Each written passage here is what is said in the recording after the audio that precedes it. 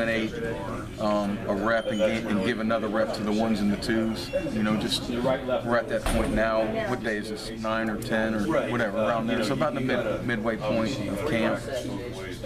I think we've got a lot of depth.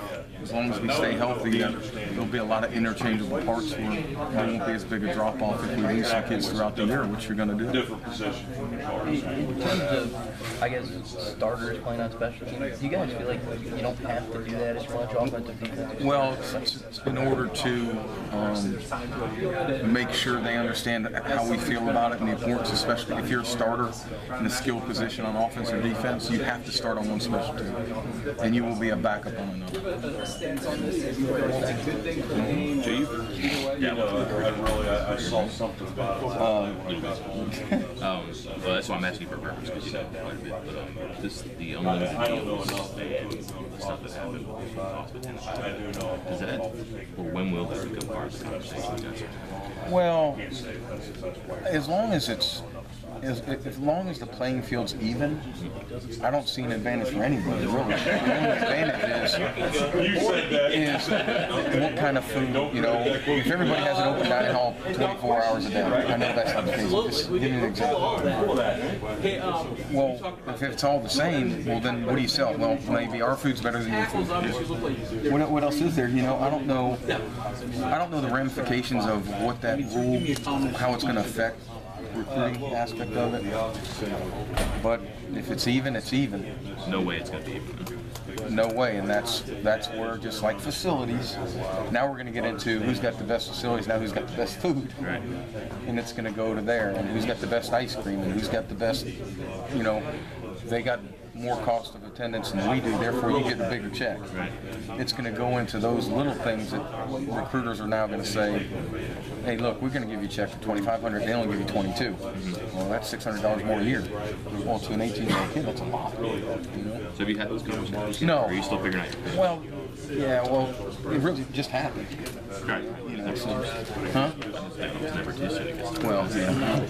I mean, I think we have to make a decision on what our plan is internally on what is our dining hall policy going to be, what is our cost of attendance check going to be.